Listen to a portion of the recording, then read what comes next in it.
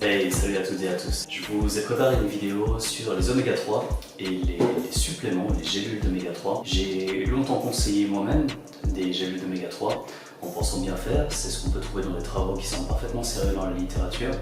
Et j'aimerais pousser un petit peu plus loin la réflexion pour vous donner mon avis et pourquoi actuellement je ne recommande plus de prendre des gélules d'oméga 3.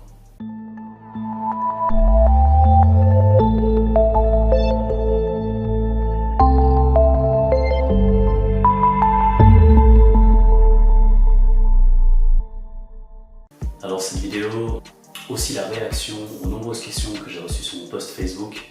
Peut-être que la réaction qui m'a le plus amusé, c'est un commentaire qui disait que c'était pas possible de croire un mec qui se prenait pour Son Goku. Du coup, en réponse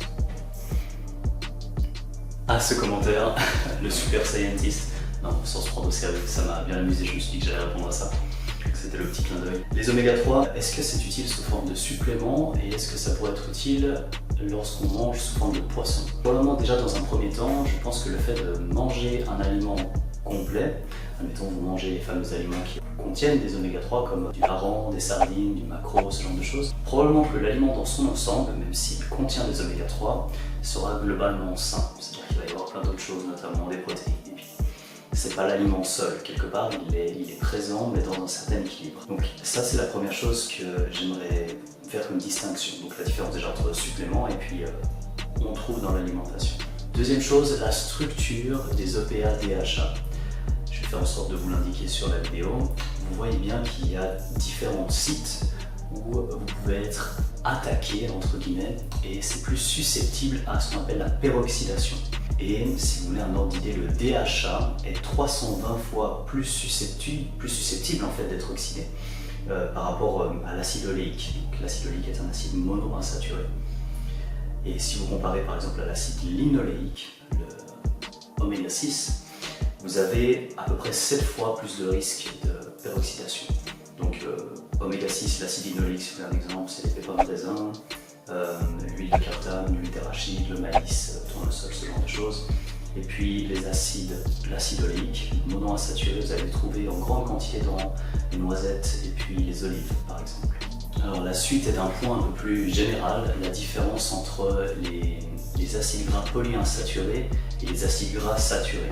Plus généralement les insaturés et les saturés, au niveau de la structure chimique, vous n'êtes peut-être pas familier avec la structure, à quoi ça ressemble, mais une liaison qui est plus ou moins saturée en hydrogène va avoir des liens qui ne forment pas la même structure. La différence entre les acides gras monoinsaturés, saturés et polyinsaturés, c'est aussi l'augmentation d'un point de vue structurel du risque de peroxydation. Chris Masterjohn, que je vous recommande vivement, est une personne qui a suggéré un ratio, c'est pas la personne qui a suggéré, c'est une personne qui met plus en valeur que ce qu'on peut trouver en tapant tout d'abord sur Google la vitamine E, a suggéré un ratio PUFA sur la vitamine E, PUFA pour Polyunsaturated Fatty Acid ou acide gras polyinsaturé par rapport à la vitamine E. Pourquoi?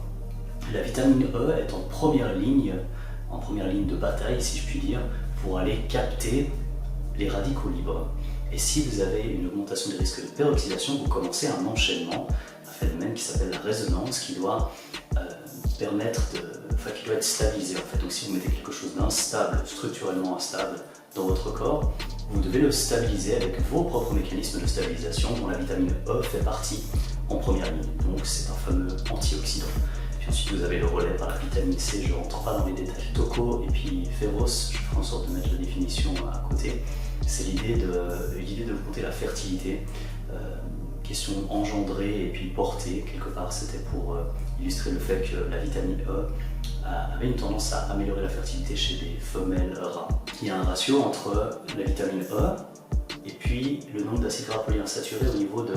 Donc une question de fertilité finalement est quelque chose qui s'oppose. Et puis en fait, si on regarde l'effet des polyinsaturés, on a un effet qui est plus ou moins opposé, qui va peut-être être opposé à la fertilité du coup.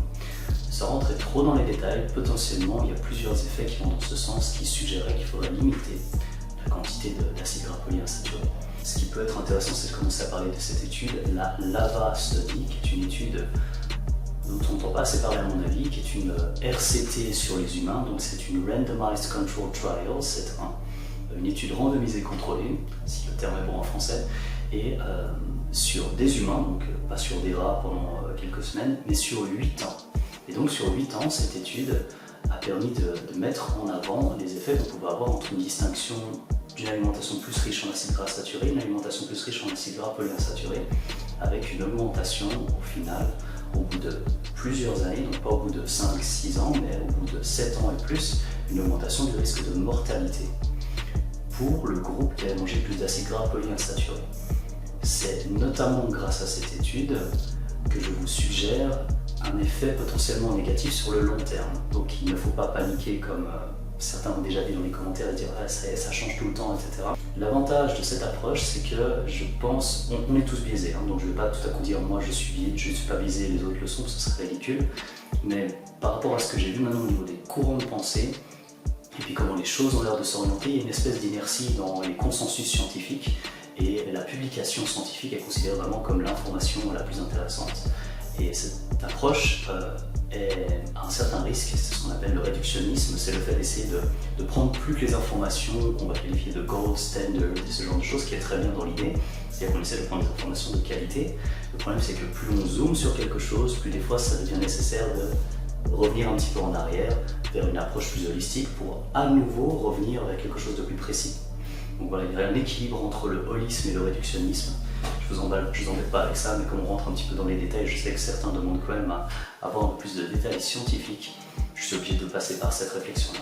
Donc on peut très bien observer des effets bénéfiques sur des études à court terme, notamment des effets sur la baisse des prostaglandines, ce genre de choses. Et donc on peut considérer que c'est ponctuellement quelque chose de bénéfique au niveau inflammatoire, par exemple. Et sur le long terme, probablement que ce dont on a parlé au niveau des risques d'oxydation est quelque chose qui semble plutôt dangereux que bénéfique pour la santé. Et donc c'est ce qu'on voit probablement, c'est une spéculation uniquement par rapport à ma compréhension actuelle. Sur le long terme, c'est probablement quelque chose de négatif. Je vous donne les graphiques, le lien, la possibilité de télécharger l'article vous-même sur le Google Drive et puis je vous laisserai vérifier. Il y a encore une dernière chose qui est importante, c'est ce que les acides gras sont essentiels. Je ne suis pas sûr, mais plutôt que de vous dire ça ne l'est pas, je préfère m'appuyer sur quelque chose de solide et je vous mentionne plusieurs points. La première chose, une étude de Rennes en France, j'espère qu'on dit Rennes, sinon je passe pour un abruti. Je viens de Suisse, hein, vous m'excusez si on dira pas Ronès, je vais me faire reprendre pour celui-là, c'est pas grave. Donc une étude de Rennes en France, et puis aussi un papier de Chris Masterjohn sur sa manière de distinguer le côté essentiel ou non des acides gras, un autre article de Raymond Peat, et puis encore un autre article qui reprend tout un panel de sources qui suggèrent qu'effectivement les acides gras ne sont pas aussi essentiels qu'ils le semblent.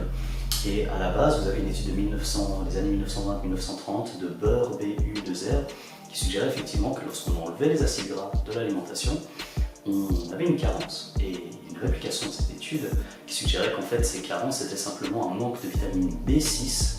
Si c'est pas B6, c'est d'autres vitamines groupe B, mais dans tous les cas l'étude a été répliquée. Et puis les effets de carence en acides gras, qu'on a spéculé comme étant essentiels, avaient disparu. Donc probablement que l'aspect essentiel n'a pas été remis en question depuis bien longtemps et une espèce d'inertie a empêché le fait de remettre ça en question. C'est une réflexion qui ne vient pas que de moi. Mais voilà, comme ça vous l'avez, et puis vous savez aussi pourquoi avec ce problème structurel, parce qu'on voit très bien au niveau des différents points et les risques d'oxydation, et ce sont des données qui sont solides là-dessus, que c'est pas quelque chose de tout à fait anodin. C'est toujours une question de balance de pour et de contre, et actuellement, selon ce que j'ai vu, et puis ce que je vous présente, la balance penche du côté de ce serait déjà non seulement pas essentiel, mais c'est probablement plus dangereux qu'autre chose sur le long terme. Donc c'est pas parce qu'on a un effet à court terme qui semble être bénéfique, et c'est aussi ce qu'on va trouver dans le design d'études, que finalement sur le long terme c'est bénéfique. Je caricature un peu, mais admettons que vous décidez de courir 1 km et vous partez en sprint sur 100 mètres et puis on arrête la mesure de votre vitesse et on se dit bon il a couru sur 100 mètres à telle vitesse, il va courir à la même vitesse jusqu'à ce qu'il finisse 1000 mètres. Ben on ne sait pas. si ça va être possible. Probablement que la personne va ralentir si elle part comme un fou, mais c'est un petit peu le même type d'extrapolation, en caricature un petit peu qu'on fait avec les oméga 3. On se dit, bon, on a une étude qui dure tant de temps, c'est cher, c'est onéreux, et si on se dit, au bout de 8 semaines, on a ça, ce qu'on va voir, ce sont les effets à court terme qui sont effectivement des vertus anti-inflammatoires. On extrapole ça sur un effet à plus long terme, on se dit, c'est potentiellement positif. Mais les oméga 3 ont aussi un effet sur la réduction de l'activité de la thyroïde et quelques autres choses qui pourraient potentiellement masquer un effet plus délétère sur le long terme. Donc vous avez le rationnel. Si je vous ai perdu, revenez peut-être simplement au message de base du début de la vidéo qui suggérait que je ne pense déjà pas, que les suppléments soient nécessaires par rapport au fait de trouver les oméga 3 si vous considérez que c'est essentiel dans un aliment où les oméga 3 sont déjà peut-être plus stables. Si vous regardez aussi au niveau de la qualité des suppléments, le nombre de fois où il peut y avoir des problèmes, je sais que ça a déjà été largement reporté sur les suppléments de EPA, DHA, avec la quantité d'équilibre, combien de EPA, combien de DHA, combien de vitamine E aussi pour stabiliser cette structure. Vous verrez que ça semble assez douteux. Donc voilà, c'était que mon avis, dans la mesure où dans le livre notamment, on a effectivement mentionné les effets potentiellement bénéfiques sur le plan inflammatoire à court terme.